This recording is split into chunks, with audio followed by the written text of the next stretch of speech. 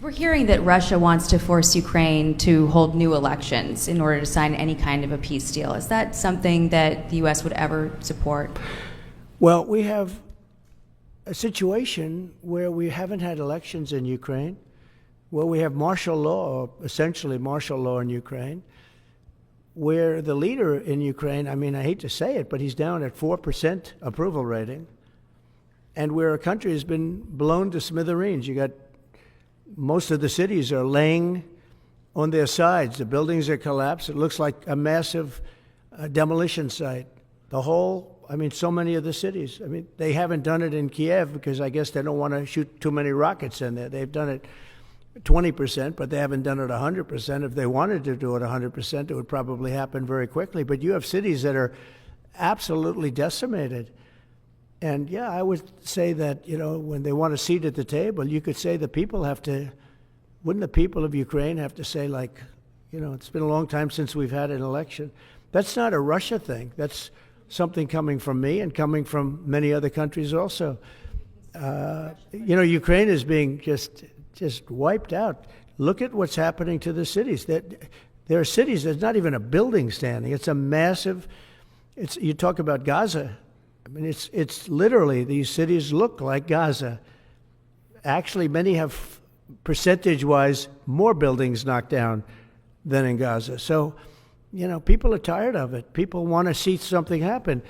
And, the other thing that it's been bothering me for a long time, because I solved the problem with NATO. They paid hundreds of billions of dollars into the funds of NATO when I said, you got to pay, because the United States was paying for European countries, and then they take advantage of us on trade. But I've seen it. Look, they have to pay. They have to find out, where is the money going to? We have, I believe President Zelensky said last week that he doesn't know where half of the money is that we gave him. Well, we gave them, I believe, $350 billion, but let's say it's something less than that, but it's a lot. And we have to equalize with Europe, because Europe has given a very much smaller percentage than that. I think Europe has given $100 billion, and we've given, let's say, 300 plus, and it's more important for them than it is for us. We have an ocean in between, and they don't. But where is all the money that's been given? Where is it going? And I've never seen an accounting of it. We give hundreds of billions of dollars. I don't see any accounting. So I want to see peace. Look, you know why because I don't want all these people killed anymore. I'm looking at people that are being killed, and they're Russian and Ukrainian people, but they're people. Doesn't matter where they're from on the whole planet. And I think I have the power to end this war. And I think it's going very well.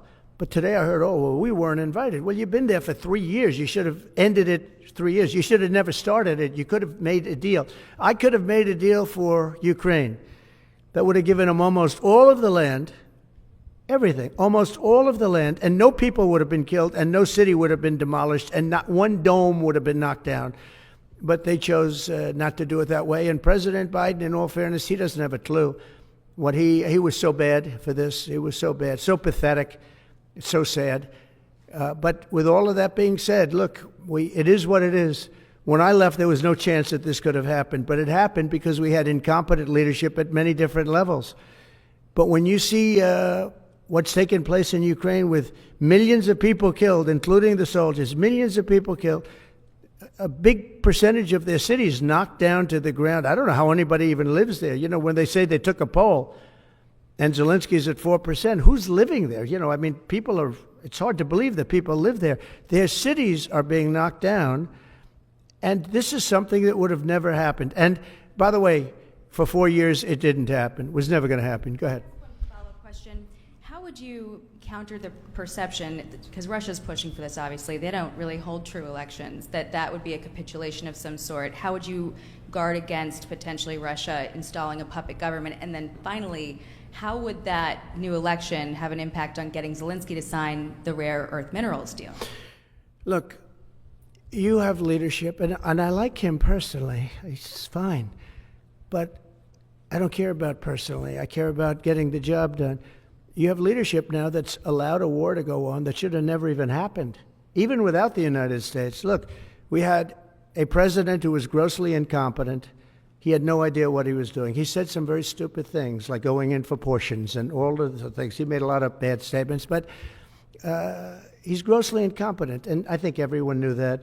This is something that should have never happened, would have never happened. And I used to discuss it with Putin. President Putin and I would talk about Ukraine. It was the apple of his eye, I will tell you that. But there was never a chance of him going in. And I told him, you better not go in. Don't go in. Don't go in. And he understood that. He understood it fully. But I'm only interested, I want to see if I can save maybe millions of lives. This could even end up in a World War III. I mean, to be honest with you, you've been hearing now Europe is saying, well, I think we're going to go in and we're going to go. All of a sudden, you're going to end up in World War III over something that should have never happened. And, it's a very sad situation. Yeah, please.